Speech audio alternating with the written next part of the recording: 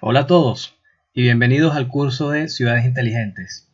En esta primera clase exploraremos las bases teóricas sobre la ciudad. Debido a que la ciudad es uno de los productos culturales más complejos en toda la historia humana, es necesario abordar su estudio por partes. Por lo tanto, veremos en primer lugar distintas aproximaciones a lo que se considera una ciudad y cómo ha evolucionado esta. Luego, observaremos también cuáles son las características fundamentales que definen a la ciudad. Y por último, veremos cuáles son los elementos que condicionan el desarrollo de la cultura urbana y por qué cada una de estas culturas son únicas y irrepetibles, porque no existen dos ciudades iguales en el mundo. Entonces, con esta primera clase, iniciamos el curso de Ciudades Inteligentes. La primera aproximación proviene de la ciencia de la sociología, la cual podemos sintetizar en la definición sociológica. ¿Qué establece esta definición? Que la ciudad puede definirse como un asentamiento relativamente grande, denso y permanente, pero donde los individuos tendrán la característica de ser socialmente heterogéneos. Es sumamente importante entender cada uno de estos aspectos porque son los que van a determinar el enfoque sociológico de la ciudad. Por un lado hablamos entonces de un asentamiento grande, pero que se encuentra en un espacio geográfico muy pequeño. Entonces, aquí entra en juego el concepto de densidad. El concepto de densidad quizás muchos estén familiarizados con él por el ámbito demográfico, el cual establece que la densidad no es más que la relación entre el número de habitantes y entre el área geográfica, siendo la más común habitantes por kilómetro cuadrado. Este quizás es el indicador más común que la mayoría ha visto en ámbitos de densidad poblacional. Ahora, ¿cuáles son los efectos a los que conlleva una elevada densidad?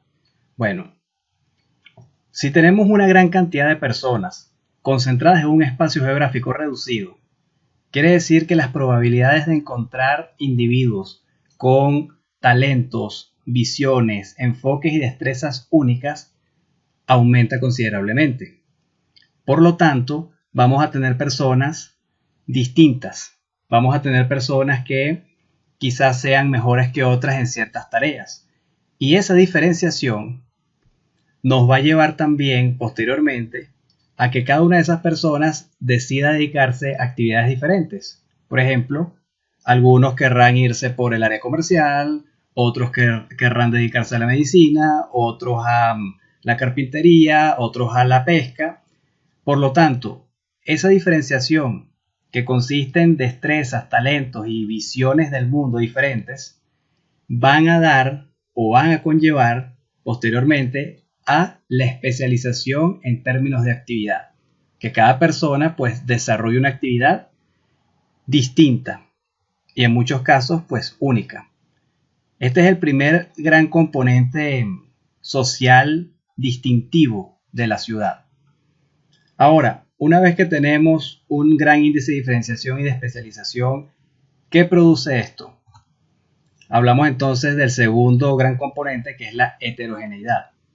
Cuando hablamos de heterogeneidad, estamos refiriendo que todo este conjunto de individuos que viven dentro de esta urbe, al ser diferentes y al especializarse en distintas actividades, quiere decir que su lugar dentro de la pirámide social o dentro de esa estructura social va a ser distinto. Por lo tanto, la estructura jerárquica, las relaciones de dominio y subordinación y los roles sociales que cada uno de estos individuos cumple se volverán más complejos. Entonces, ya las clases sociales pues van a ser más complejas. Tendremos inclusive la presencia de subgrupos dentro de una misma clase. No podemos hablar simplemente de clase A, clase B, o ricos, pobres, ricos, clase media y pobres, sino que dentro de cada una de esas clases, en términos horizontales, pues vamos a encontrar una gran cantidad de matices. ¿Por qué? Porque tenemos una gran complejidad a nivel estructural. Entonces, estos dos aspectos, tanto de la densidad como la heterogeneidad, nos llevan a entender que la ciudad es una entidad sumamente compleja. Y este es uno de los pilares básicos que establece esta definición sociológica. La segunda aproximación no se concentra en el número de habitantes o en la densidad poblacional de un asentamiento urbano, sino en la importancia que tiene dicho asentamiento para una región o para un estado o para toda la nación. Por eso, al hablar acá de la importancia, entramos en lo que se conoce como la definición funcional, porque cada ciudad va a cumplir una función. Específicamente pueden ser 4 funciones. Puede ser una función política, económica, cultural o religiosa. Cuando una ciudad es importante, de acuerdo a términos políticos y administrativos, es decir, ejerce una función política, sucede cuando ésta es sede de los poderes públicos, concentra en su interior las distintas dependencias administrativas que constituyen el poder público, la sede del gobierno nacional se encuentra dentro de su estructura, o todas las instituciones que contribuyen a crear el ordenamiento jurídico que mantiene cohesionada esa estructura social de esa región o ese país, pues se encuentran instaladas dentro de esta ciudad. Por lo tanto, hablamos que se trata de una centralización administrativa. Si ese es el caso de esta ciudad, pues su función es política. Ahora bien, ¿cuándo hablamos de que una ciudad posee una función económica? Cuando esta ciudad es un nodo comercial donde convergen una gran cantidad de relaciones mercantiles, productos y flujos no solamente de bienes y servicios tangibles, sino también intangibles, las finanzas, la gran cantidad de inversiones sirven dentro de esta ciudad, se desarrollan a través de las instituciones financieras, los mercados tanto de bienes comunes como de servicios, mercado de inversiones, mercado de factores productivos. En fin, la ciudad es importante porque ejerce una función económica y financiera que permite desarrollarse no solamente a sí misma, sino a la región que la rodea. Por otro lado, tenemos también la función cultural. Cuando hablamos en esta aproximación funcional, hablamos de cultural. Este concepto de cultura lo vamos a ver desde un punto de vista muy restringido. Nos vamos a referir solamente a aquellos elementos artísticos, educativos y recreativos que motorizan el desarrollo de la ciudad. Por ejemplo, universidades, museos, sitios arqueológicos, cualquier elemento que constituye un patrimonio cultural, histórico, inclusive de la humanidad, como sucede con muchas estructuras y muchos monumentos, pues suele ser también la actividad turística la que está ligada al desarrollo urbano en este asentamiento. Por lo tanto, esta ciudad se va a mover alrededor de justamente este tipo de actividades. Cuando hablamos entonces de actividades educativas, artísticas y recreativas. Por último, cuando hablamos de una función religiosa, Destacamos aquellos sitios que por su importancia, por su relevancia histórica, o porque guardan alguna reliquia, o porque para los fieles de alguna religión significan algo muy importante, se convierten en sitios de peregrinación. Y por lo tanto, todas las actividades o gran parte de las actividades que condicionan el desarrollo de esta ciudad, pues van a estar relacionadas con ese, ese factor religioso, que es lo que va a motorizar el desarrollo de esta ciudad. Vamos a ver ahora algunos ejemplos para que podamos explicar cada una de las funciones, pero con un ejemplo tangible. En la imagen observamos la ciudad de Washington, D.C., ciudad capital de los Estados Unidos de América. ¿En qué destaca esta ciudad? Bueno, en la fotografía podemos observar el monumento, el obelisco de Washington, uno de los más famosos del mundo. Aquí vemos el Capitolio, que es la sede del Congreso de Estados Unidos. Por lo tanto, ya es toda una pista de qué es lo que se encuentra en esta ciudad. Al ser la capital, justamente aquí, Washington actúa como la sede de los poderes públicos. La Casa Blanca, la sede del Poder Ejecutivo, se encuentra también en la ciudad. Y todas las dependencias que se encargan de mantener el orden constitucional y jurídico del gobierno federal estadounidense, pues se encuentran en esta ciudad. En consecuencia, Washington, D.C. ejerce una función política dentro de la nación, en este caso de Estados Unidos. En esta imagen observamos un paisaje urbano muy diferente. Fíjense que la gran cantidad de edificios no solamente abundan en prácticamente todo el paisaje, sino es la altura. Vemos muchos rascacielos, vemos edificios muy grandes, vemos que hay una gran cantidad de elementos que nos llevan a pensar que esto es una urbe densamente poblada, en contraste con la ciudad de Washington que veíamos anteriormente. Pero, ¿por qué el paisaje cambia? ¿Por qué es tan diferente? Bueno, aquí estamos observando a Sao Paulo, en Brasil. Este es el centro financiero más grande y más poderoso de toda Latinoamérica, y por supuesto de Brasil. Aquí convergen una gran cantidad de transacciones, no solamente de todo el continente americano, sino del mundo.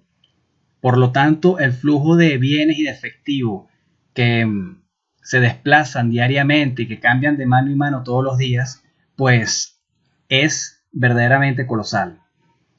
¿Qué sucede en Sao Paulo? Pues muchos de los edificios que estamos viendo son sedes de bancos transnacionales, grandes empresas multinacionales con inmensos capitales repartidos alrededor del mundo, lo cual motoriza, inclusive contribuye de una forma bastante significativa con el PIB de toda la nación. Por lo tanto, observamos que la función, en este caso de Sao Paulo, sería ¿de qué tipo? Una función económica. La siguiente ciudad creo que no necesita presentación. Probablemente muchos de ustedes en la televisión, en el cine o en alguna fotografía han visto un paisaje similar a este. Aquí se puede identificar el Gran Canal. Acá vemos una parte de la iglesia de Santa María de la Salute, pero quizás uno de los símbolos más famosos de esta urbe lo representa este medio de transporte, la góndola. Y ciertamente la góndola identifica a Venecia. Esta hermosa ciudad italiana prácticamente representa la cultura renacentista europea. Recorrer las avenidas, las calles de Venecia es rememorar los siglos XV y XVI, cuando surgió el movimiento de renacimiento en Europa. Por lo tanto, todas las actividades que giran en torno a Venecia, todo su desarrollo urbano, está condicionado por los monumentos, las iglesias, las plazas, todos estos sitios con una historia muy rica que han sido testigos de la evolución de la ciudad desde el Renacimiento hasta nuestros días. En consecuencia, lo que vemos en Venecia, la actividad turística que destaca por el área educativa, por el área histórica, por el área cultural, es precisamente lo que condiciona el desarrollo urbano, es lo que incentiva a que esta ciudad crezca. Entonces, Venecia ejerce una función cultural, no solamente en la región de Italia en la que se encuentra, sino podríamos llamar inclusive que Venecia es una ciudad ya patrimonio de la humanidad en su totalidad, precisamente porque recorrerla es rememorar la época renacentista y un pasado que le pertenece a toda la cultura occidental. Nos desplazamos ahora al Medio Oriente y conseguimos una ciudad con una historia sumamente importante para gran parte de la humanidad y que en la actualidad representa un sitio sagrado y representativo para una de las religiones más grandes del mundo. Como podemos apreciar, acá se observa la estructura de la mezquita. Ciertamente vemos también una gran concentración de personas y esto se debe a que la ciudad en cuestión es la Meca, en Arabia Saudita, la actual Arabia Saudita. Una ciudad con un pasado sumamente importante y donde reposa uno de los sitios sagrados más importantes para la religión del Islam. Tanto así que los musulmanes, los fieles de esta religión, deben visitar esta ciudad por lo menos una vez en su vida. Y es justamente esta peregrinación la que estamos observando acá. Toda esta gran cantidad de personas que podemos observar vienen a peregrinar y se concentran alrededor de esta estructura denominada el Kaaba. Esta estructura que alberga un fragmento de meteorito que fue recogido hace cientos de años, representa el sitio sagrado más importante para la cultura islámica, para la religión del Islam. Entonces, los fieles deben acudir por lo menos una vez en su vida y peregrinar a este sitio. Entonces, anualmente el movimiento de esta ciudad es sumamente elevado, el flujo de personas es elevado. Quiere decir esto que las actividades que se desarrollan en la Meca giran en torno a esta importancia de tipo religiosa, giran en torno a las peregrinaciones de los fieles. Por lo tanto, su desarrollo urbano se encuentra condicionado por este matiz religioso. Entonces, la Meca ejerce actualmente una función religiosa, de acuerdo a nuestra definición funcional. Las aproximaciones vistas hasta el momento permiten comprender distintos matices de la ciudad. Por un lado, la estructura eminentemente social, dando cabida a la especialización, a la diferenciación y esa amplia diversidad, esa conducta cosmopolita que forma un sello distintivo de las ciudades. Y por otro lado, un aspecto funcional que observa la ciudad ya como parte de un ámbito mayor, ya no como un sistema aislado, sino como un producto dentro de una red a la cual influye, ya sea de manera económica, política, cultural o religiosa, pero ciertamente ejerce un rol más allá del que ejerce dentro de su frontera, sino fuera de ella.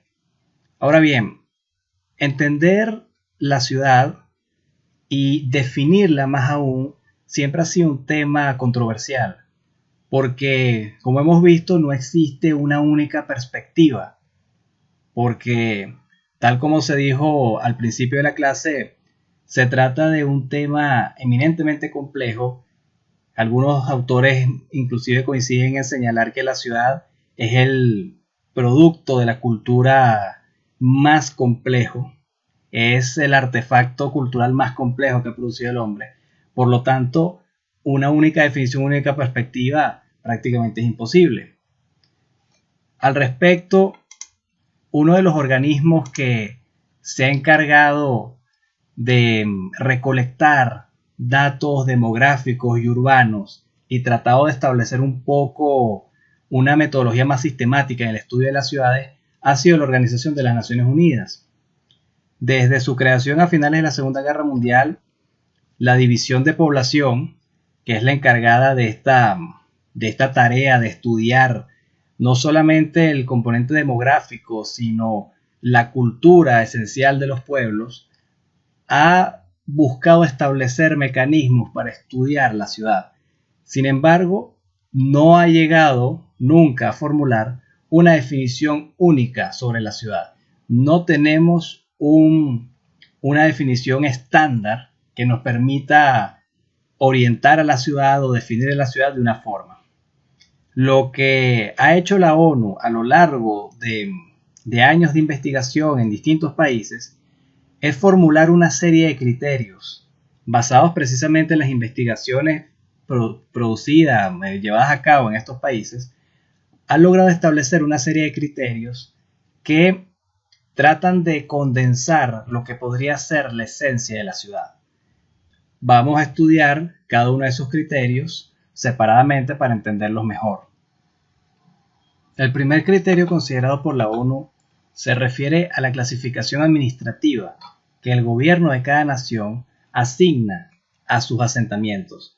Esto significa que la responsabilidad de determinar si un asentamiento es o no una ciudad le corresponde al gobierno nacional.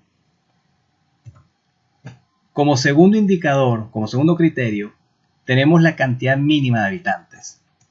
Aquí se presenta ya una controversia, porque al hablar de una cantidad mínima, valdría la pregunta, ¿de cuánto es ese mínimo? ¿Acaso si las ciudades todas son distintas y las sociedades a las que pertenecen son diferentes, esos números no podrían variar de la misma manera que varía una sociedad de otra? Efectivamente, sí sucede, y por eso no tenemos una cantidad mínima específica. Veamos un ejemplo. El caso de Grecia. En este país europeo, para que un asentamiento sea considerado ciudad, debe poseer mínimo la cantidad de 10.000 habitantes. Por otro lado, en Islandia, un pequeño país al norte del mundo, al lado de la gran isla de Groenlandia, con 200 habitantes, ya se considera que ese asentamiento es una ciudad. Entonces, este es un criterio sumamente relativo. Depende exclusivamente de las condiciones de esa sociedad y de la ciudad en especial que se esté contemplando. De la misma manera sucede con la densidad poblacional. Pueden existir ciudades muy densas porque quizás se concentre en un espacio muy reducido, mientras que pueda haber una ciudad que se extienda a lo largo de una zona mayor, que posea el mismo número de habitantes, pero al extenderse a lo largo de una zona, de una extensión de terreno más grande, pues la densidad es menor. Entonces, estos dos indicadores, tanto la densidad poblacional como la cantidad mínima, debe quedar claro que son criterios sumamente relativistas y que van a depender de la realidad específica de cada ciudad. Vamos ahora con el cuarto criterio, Hablamos de la población que se encuentra empleada en actividades no agrícolas. Una de las consideraciones de la ONU para que un asentamiento sea considerado ya urbano establece que la mayor parte de la población, aquí sí existe un número específico de más del 50%, más del 50% de la población se tiene que encontrar empleada en actividades distintas a la agrícola. ¿Por qué? Precisamente porque actividades de otra índole diferentes a la agricultura son las que determinan en parte la cultura urbana, son las que determinan la condición de ciudad. Entonces, más del 50% de la población activa de ese asentamiento debe encontrarse como población no agrícola. Este criterio quizá es uno de los más importantes establecidos por la ONU y se refiere a la infraestructura funcional. Ahora bien, ¿a qué se refiere esta infraestructura funcional? Cuando hablamos de infraestructura funcional, incluye varios aspectos. Por un lado, la presencia de calles pavimentadas. Por otro lado, la presencia de una red eléctrica, de un sistema de aguas limpias y servidas y de un sistema de tratamiento de desechos. ¿Por qué es uno de los indicadores más importantes? Porque con esto la ONU nos está diciendo que ya se necesita una plataforma sólida de servicios que le permitan a la población acceder a un nivel mayor de calidad de vida. Hablamos de caminos, sí, pero no cualquier camino, tiene que ser un camino pavimentado. Hablamos de una red eléctrica eficaz que ciertamente logre satisfacer los requerimientos de los ciudadanos de esa población y un sistema efectivo tanto de aguas limpias como de aguas servidas, al igual que el tratamiento de los desechos. Fíjense que de los indicadores anteriores, este es el único que realmente podemos decir que apunta a mejorar la calidad de vida, que ciertamente la calidad de vida urbana debe ser mejor o por lo menos debe garantizarse que la calidad de vida de la mayoría de los ciudadanos sea mayor a la que podríamos tener en algún otro entorno como podría ser el rural. Por lo tanto, este criterio es sumamente importante y lo complementa el siguiente criterio que habla de los servicios educativos y de salud. Cuando hablamos de servicios educativos y de salud, ahora complementamos esa calidad de vida, pero ya desde el punto de vista de la formación intelectual, en el caso de la educación, y de la preservación, mantenimiento y alargamiento de esa calidad de vida, en el caso de los servicios asistenciales y de salud, que debe garantizarse dentro del espacio urbano. De manera que estos son los criterios que establece la ONU para comprender lo que es una ciudad o con lo cual debería contar una ciudad. Y esto vendría siendo como una tercera aproximación, complementaria a las dos anteriores que ya hemos revisado.